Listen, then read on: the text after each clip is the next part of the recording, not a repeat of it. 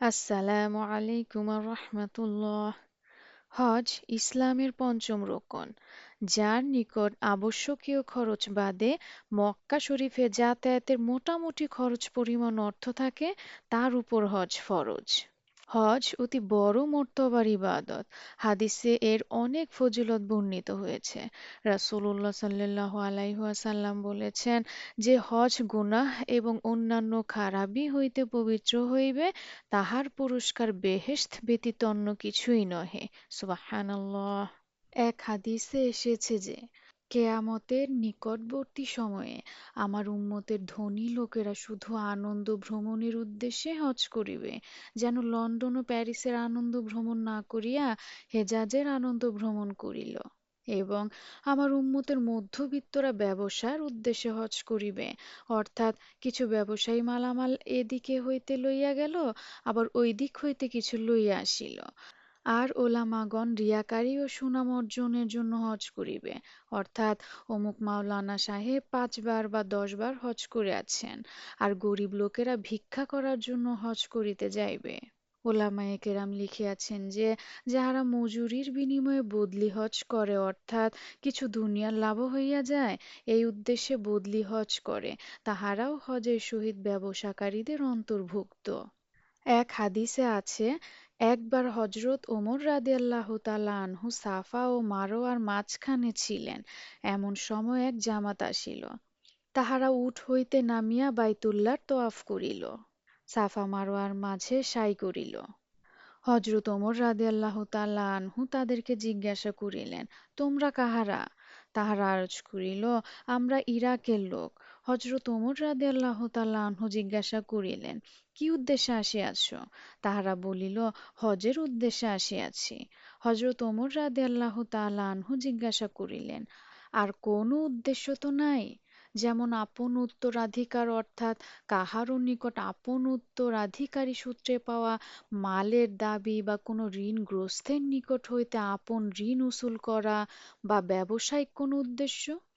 তাহারা বলিল, না, এই ধরনের কোনো উদ্দেশ্য নাই। হযরত ওমর রাদিয়াল্লাহু তাআলা আনহু বলিলেন, নতুন জীবন হিসাবে আমল করো, অর্থাৎ তোমাদের পূর্বের সকল গুনাহ মাফ হইয়া গিয়াছে। সুবহানাল্লাহ। রাসূলুল্লাহ সাল্লাল্লাহু আলাইহি ওয়াসাল্লাম ইরশাদ করেন, নেকিওয়ালা হজের বিনিময়ে জান্নাত ব্যতীত আর কিছুই নয়। কোনো আলেম বলেছেন, নেকিওয়ালা হজের দ্বারা উদ্দেশ্য যাহাতে কোনো গুনাহের কাজ না হয়। এই জন্যই বেশিরভাগ উলামায়ে কেরাম কবুল হজ করে থাকেন। কারণ যখন আদাব ও শর্তাদি পালন করা হবে এবং কোনো ভুল ভ্রান্তি উহাতে না হবে, তখন ইনশাআল্লাহ সেই হজ কবুল হবেই। হযরত জাবের রাদিয়াল্লাহু তাআলা আনহু এর হাদিসে আছে, হজের নেকি হইল লোকদেরকে খানা খাওয়ানো এবং অধিক পরিমাণে সালাম দেওয়া। এক হাদিসে আছে, যখন রাসূলুল্লাহ সাল্লাল্লাহু আলাইহি ওয়াসাল্লাম ইরশাদ করলেন, নেকিওয়ালা হজের বিনিময়ে জান্নাত ব্যতীত আর কিছুই নয়, তখন সাহাবা রাদিয়াল্লাহু তাআলা আনহু জিজ্ঞাসা করিলেন, ইয়া রাসূলুল্লাহ, নেকিওয়ালা হজ কিরূপ? রাসূলুল্লাহ সাল্লাল্লাহু আলাইহি ওয়াসাল্লাম বলিলেন, খানা খাওয়ানো ও অধিক পরিমাণে সালাম করা।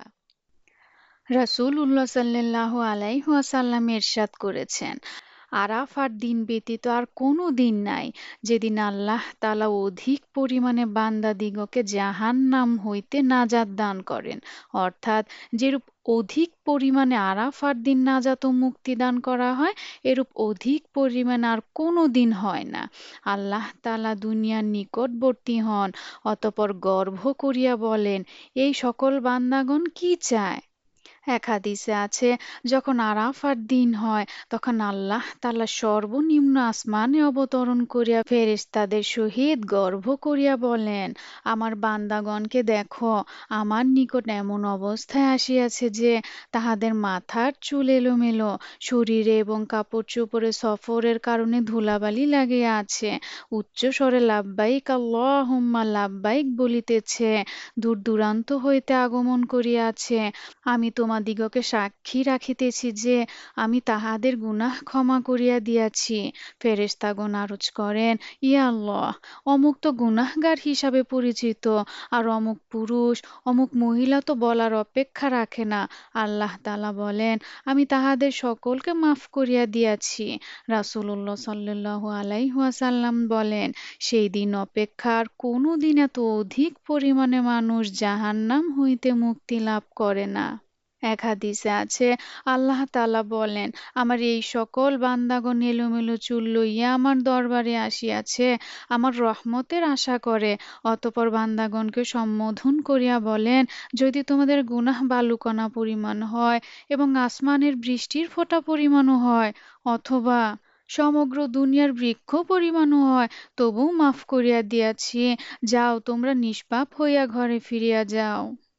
এক হাদিসে আছে, আল্লাহ তাআলা গর্ব করিয়া ফেরেশতাদিগকে বলেন, দেখো, আমি এই বান্দাদের নিকট আপন রাসূল পাঠাইয়াছি, তাহারা সেই রাসূলের উপর ঈমান আনয়ন করিয়াছে। আমি তাহার উপর কিতাব নাজিল করিয়াছি, তাহারা উহার উপর ঈমান আনয়ন করিয়াছে। তোমরা সাক্ষী থাকো, আমি তাহাদের সকল গুনাহ মাফ করিয়া দিয়াছি। সুবহানাল্লাহ। উলামায়ে কেরাম বলেছেন, হজের মাফি শুধু সগীরা গুনাহের সহিত সীমাবদ্ধ নয়, বরং উহা দ্বারা কবিরা গুনাহও মাফ হইয়া যায়। আল্লাহ তাআলা সর্বক্ষমতার অধিকারী বাদশাহ, তাহার নাফরমানির নাম গুনাহ। তিনি যদি কোনো ব্যক্তিকে বা কোনো জামাত বা দলকে আপন দয়ায় একেবারেই মাফ করিয়া দেন, তবে ইহা তাহার দয়া অনুগ্রহের পক্ষে না কোনো অসম্ভব কিছু, আর না কাহারও কোনো কিছু বলার অধিকার আছে। কাজী ইয়াজ রহমতুল্লাহ আলাইহ শেফা গ্রন্থে একটি ঘটনা লিখেছিলেন যে, সাদুন খওলানি রহমতুল্লাহ আলাইয়ের নিকট এক জামাত আসিল এবং তাহার নিকট এই ঘটনা বর্ণনা করিল যে, কাতামা গোত্রের লোকের এক ব্যক্তিকে হত্যা করিয়া তাহাকে আগুন দ্বারা জ্বালাইয়া ফেলিতে চাইল। রাত্রভর তাহাকে আগুনে জ্বালাইতে থাকিল, কিন্তু আগুন তাহার উপর কোনো আসর করিল না। তাহার শরীর সাদাই থাকিয়া গেল। সাদুন রহমতুল্লাহ আলাইহ বলিলেন, মনে হয় লোকটি ৩ বার হজ করিয়াছে। লোকেরা বলিল, হ্যাঁ, লোকটি ৩ বার হজ করিয়াছে। সাদুন রহমতুল্লাহ আলাইহ বলিলেন, আমার নিকট এই হাদিস পৌঁছিয়াছে যে, যে ব্যক্তি এক হজ করিল সে তাহার ফরজ কাজ আদায় করিল, আর যে ২য় বার হজ করিল সে আল্লাহকে কর্জ দিল, আর যে ৩ হজ করে আল্লাহ তাআলা তাহার চামড়া ও চুলকে আগুনের উপর হারাম করিয়া দেন। সুবহানাল্লাহ। রাসূলুল্লাহ সাল্লাল্লাহু আলাইহি ওয়াসাল্লাম ইরশাদ করেছেন, বদরের দিন ব্যতীত আরাফার দিনের ন্যায় আর কোনো দিন এমন নাই যেদিন শয়তান এত অপমানিত হয়, আর এত বিতাড়িত হইয়া ছুটাছুটি করে, আর এত অপদস্থ ও রাগান্বিত হইতে থাকে। আর ইহার কারণে যে শয়তান আরাফার দিন অধিক পরিমাণে আল্লাহ তাআলার রহমত নাজিল হইতে ও বান্দাদের বড় বড় গুনাহ মাফ হইতে দেখে। শয়তানের সেই দিন যতই রাগ দুঃখ হোক না কেন, আর যতই তার দুঃখ পেরেশানি হোক, এটাই স্বাভাবিক। কারণ তার সারা জীবনের পরিশ্রম, অর্থাৎ অনেক কষ্ট অনেক পরিশ্রম করে সে মানুষের দ্বারা গুনাহের কাজ করিয়েছিল। আজ রহমতের এক ঝাপটায় ওই সমস্ত গুনাহ মাফ হয়ে গেল। এই কারণে তার রাগ দুঃখ হওয়াটাই স্বাভাবিক।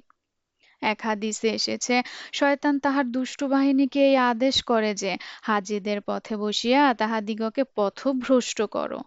ইমাম গাজ্জালী রহমতুল্লাহ আলাইহ কাশফ আলা এক সুফি বুজুর্গের ঘটনা লিখেছেন যে, তিনি আরাফার দিন শয়তানকে দেখিতে পাইলেন, অত্যন্ত দুর্বল হইয়া পড়িতেছে, চেহারা হরিদ্রাবর্ণ হইয়া যাইতেছে, চক্ষু হইতে অশ্রু প্রবাহিত হইতেছে, কোমর সোজা করিয়া দাঁড়াইতে পারিতেছে না, ঝুঁকিয়া পড়িতেছে। সে বুজুর্গ তাহাকে জিজ্ঞাসা করিলেন, তুই কাঁদছিস কেন? সে বলিল, আমি এই জন্য কাঁদিতেছি যে, হাজীগণ ব্যবসা ইত্যাদি দুনিয়ার কোনো উদ্দেশ্য ছাড়াই আল্লাহর দরবারে হাজির হইয়াছে।